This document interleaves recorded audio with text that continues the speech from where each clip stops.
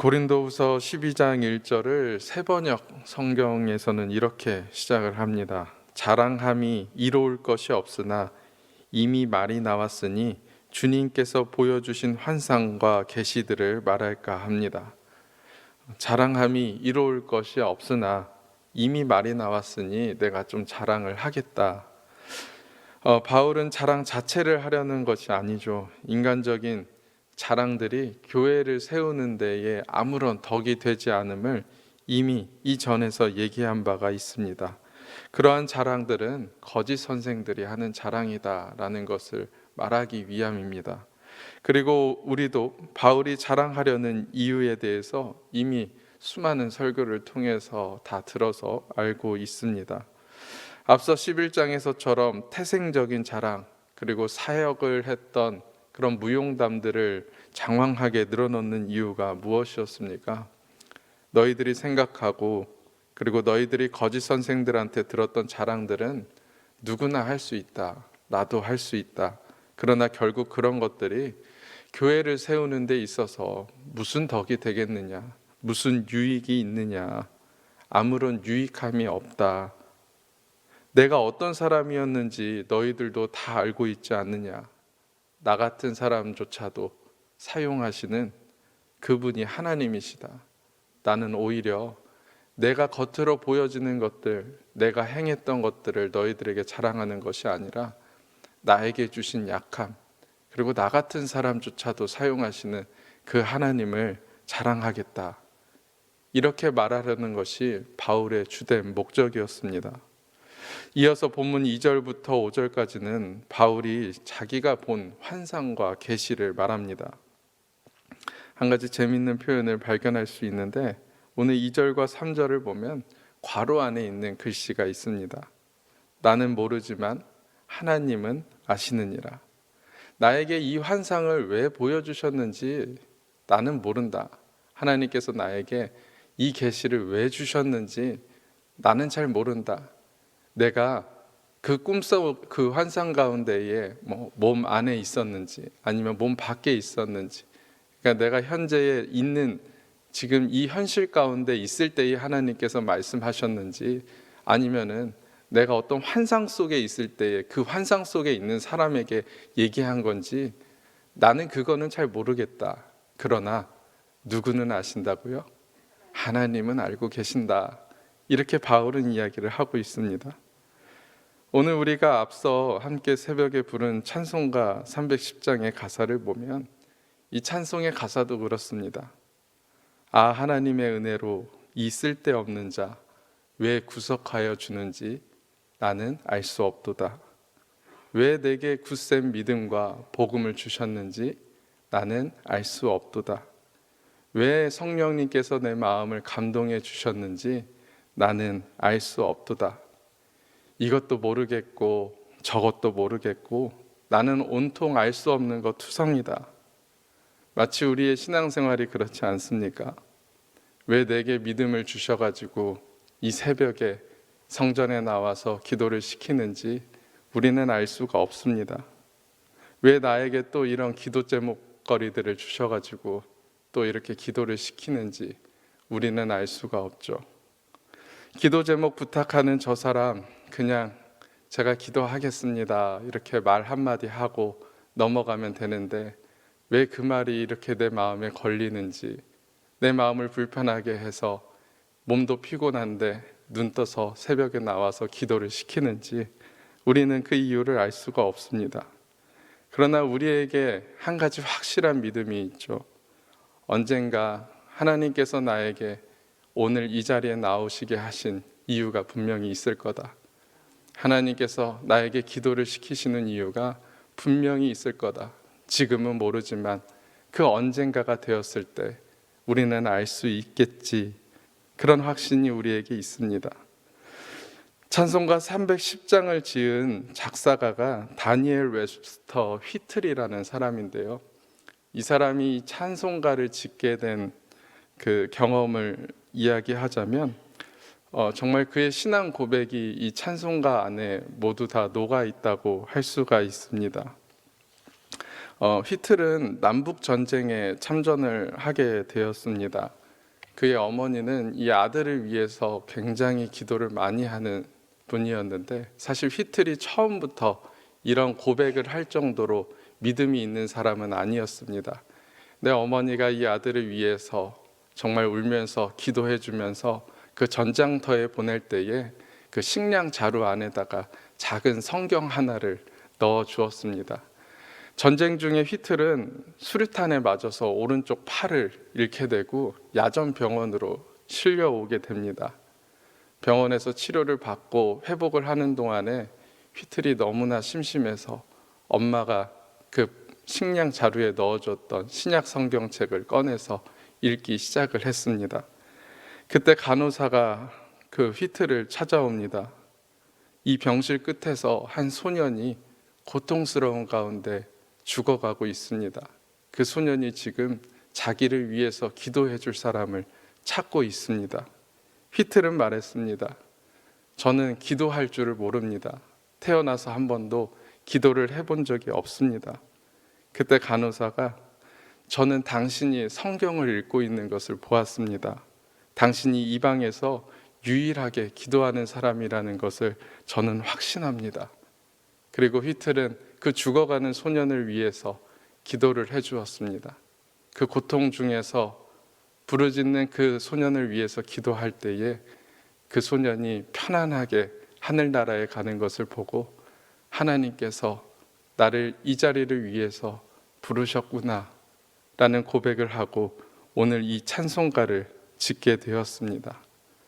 바울이 오늘 본문에서 나는 모른다, 그러나 하나님은 아신다 라고 고백할 수 있는 것은 굉장한 신앙 고백입니다. 이 표현에 대해서 조금 더 생각을 해보자면, 첫 번째로 바울은 왜 굳이 모른다라는 표현을 했을까 하는 것입니다. 사실 고린도 교회 거짓 선지자들은 내가 하나님의 계시를 받았다, 지금 하나님께서 나에게 말씀하고 계신다, 내가 환상을 보았다, 내가 예언을 말하고 있다 라고 하면서 항상 확신에 찬 듯이 이야기를 합니다. 이러한 모습은 이단 종교나 사이비 종교에서 너무나 많이 볼 수 있는 모습입니다. 우리가 확신할 수 있는 것은 많지 않습니다. 그럼에도 불구하고 그들은 확신할 수 있다고, 이것이 정답이라고 너무나 똑똑하고 분명하게 이야기하죠. 바울이 고린도 교회에서 내가 모른다라고 얘기할 수 있는 것은 사실 그에게 굉장히 불리한 대답이었습니다. 왜냐하면 모든 사람들이 나는 확신한다라고 이야기를 했었기 때문에 아마도 사람들은 이것을 또한 바울의 흠이라고 생각하고 그를 공격할 수도 있었습니다.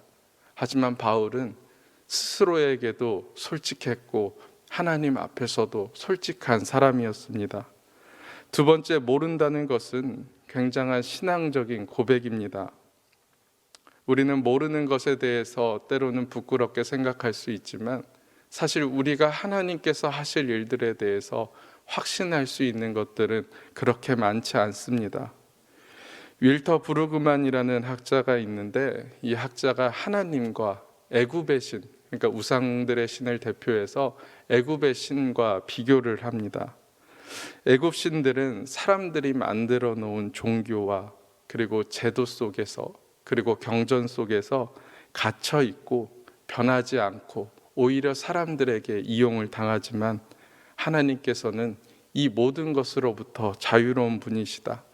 그분은 지금도 변하고 계시고 그분은 우리의 예측을 벗어나 항상 그분의 주권으로 생각지 못할 방법으로 일하신다 라고 얘기하면서 우상신들과 하나님에 대한 차이를 이야기합니다. 하나님께서 어떻게 일하실지는 아무도 모릅니다. 현재의 상황과 환경만을 보고 과거에 하나님께서 하신 일만을 가지고 미래에 하나님께서 어떻게 하실 건지 예언하고 그 결과에 대해 확증할 수 있는 사람은 아무도 없습니다. 하나님은 모든 것으로부터 자유로우신 분이며 그분의 주권 가운데에 모든 것들이 가능하기에 모른다라고 이야기하는 것은 부끄러운 일이 아니라 굉장히 신앙적인 고백입니다. 도림의 성도 여러분, 새벽 기도에 나와서 기도하는 일은 아무나 할 수 있는 일은 아닙니다. 그만큼 신앙생활에 연륜이 있고 기도 응답에 확신이 있고 또 기도하다가 받은 은혜의 경험이 있기에 우리가 이 자리를 다시 찾아 나올 수 있는 거 아니겠습니까? 그렇기 때문에 우리는 더더욱 말하는 것에 조심할 수 있어야 합니다. 예언을 한다고, 응답을 받았다고, 계시를 받았다고 말하는 사람들이 얼마나 많은지 모릅니다. 유튜브만 쳐다봐도 얼마나 그렇게 자기가 계시를 받고 미래를 예언한다는 사람들이 많은지 모릅니다. 우리는 하나님께서 우리의 생각을 뛰어넘어 일하시는 분인 줄을 믿기에 모든 일에 겸손하며 말을 아낄 수 있는 신앙인이 되기를 바랍니다. 이어 바울은 진짜 자랑을 말하기 시작합니다. 그 자랑은 자신에게 주신 육체의 가시였습니다. 바울의 가시에 대해서 누군가는 안질이다, 간질이다 여러 말들이 있지만 어쨌든 그 가시가 바울이 사역함에 있어서 굉장한 장애물이 되었음을 우리가 알 수 있습니다. 바울은 하나님께 이 가시를 사라지게 해달라고, 제거해달라고 3번 구했다고 이야기를 합니다. 3번을 기도했다는 것은 정말 딱 3번만 기도한 게 아니라 그 응답을 주실 때까지 기도했다는 것입니다. 그리고 하나님께서는 그 기도의 응답을 이렇게 주셨습니다. 내 은혜가 내게 족하도다. 내 은혜가 내게 족하도다. 가시를 제거해달라고 기도했더니 하나님께서는 오히려 그 가시가 은혜라고 말합니다. 하나님, 이것만 없으면 건강한 몸으로 하나님을 위해 더 헌신할 수 있습니다. 그렇게 기도했을 텐데 하나님께서는 바울에게 그 가시가 내게 은혜다 라고 말합니다. 바울의 가시가 은혜가 되었다면 지금 우리가 갖고 있는 그 가시도 은혜가 될 수 있습니다. 신앙생활이라는 거 하면 할수록 참 모르는 것 같습니다. 하나님이 일하시는 것을 보면 너무나 신기하고 놀라운 일들이 많습니다. 우리에게는 고난이라고 생각되는 일들이, 그리고 가시라고 여겨졌던 것들이 하나님께 붙잡힐 때에 오히려 복이 되게 하시고 은혜가 되게 하십니다. 모세의 손에 들린 지팡이는 그저 나무로 만든 그런 막대기에 불과했지만 하나님께서 내가 그 지팡이를 쓰겠다 말씀하셨을 때 그 지팡이는 홍해를 가르고 반석에서 물을 내는 하나님의 지팡이가 되었습니다. 하나님께서는 오늘 우리가 가지고 나온 기도의 제목들에 대해서 이렇게 말씀하고 계시지 않을까요? 내 은혜가 내게 족하도다. 이는 내 능력이 약한 데서 온전하여 짐이라. 도림의 성도 여러분, 우리의 약함이 고쳐지고 보완되어야 할 것이 아니라 오히려 하나님의 능력을 나타내는 축복의 통로가 될 수 있음을 기억하시기 바랍니다. 그 약함이 사라지지 않는다고 해서 하나님께서 우리의 기도를 듣고 계시지 않는 것이 아니라 하나님께서는 그 약함마저도 하나님의 자랑으로 하나님의 일을 나타나는데 사용하고 있다는 것을 기억하시기 바랍니다. 바울처럼 우리에게도 이렇게 고백할 수 있는 은혜가 있기를 소망합니다. 그러므로 도리어 크게 기뻐함으로 나의 여러 약한 것들에 대하여 자랑하리니 이는 그리스도의 능력이 내게 머물게 하려 함이라. 내가 그리스도를 위하여 약한 것들과 능욕과 궁핍과 박해와 공고를 기뻐하노니 이는 내가 약한 그때에 강함이라. 오늘 우리는 여러 가지 기도 제목을 가지고 이 새벽에 십자가 앞으로 나왔습니다. 이 기도의 제목들이 인생의 걸림돌이 되는 것 같고 나의 연약함 같고 내 부족 같고 사탄의 가시처럼 느껴지지만 다른 누군가를 찾아가서 이 문제를 쏟아놓는 것이 아니라 하나님께서 이 문제를 가지고 하나님 앞으로 나오게 하셨습니다. 우리가 이 시간에 하나님께 이 기도의 제목들을 가지고 기도할 때에 하나님과 마음이 통하는 은혜가 있기를 소망합니다. 이 기도를 통해서 하나님의 뜻을 알고 하나님의 뜻을 분별하며 또한 이 기도의 제목들이 나에게 가시가 아니라 은혜였음을 기억하게 되는 오늘 이 기도의 자리가 되기를 소망합니다. 기도하겠습니다. 하나님, 의지할 곳이 없어서 하나님 앞에 손들고 나아갑니다. 하나님만이 내 마음을 아시고 하나님만이 내 형편을 아시기에 이 새벽에 십자가 앞에 다시 한번 고개를 숙입니다. 하나님께 기도할 수 있음이 은혜인 줄 알게 하시고 하나님께서 하실 일들을 기대하며 믿음으로 구하는 우리 도림의 성도들 되게 하여 주시옵소서. 하나님께 감사 헌금과 건축 헌금과 일천번제로 예물을 올려드립니다. 이 예물을 통하여 하나님의 놀라운 일들이 일어나게 하여 주시고 우리의 신앙의 고백을 함께 드리오니 이 물질을 드리는 저희들을 받아 주시옵소서. 예수님의 이름으로 기도드립니다. 아멘.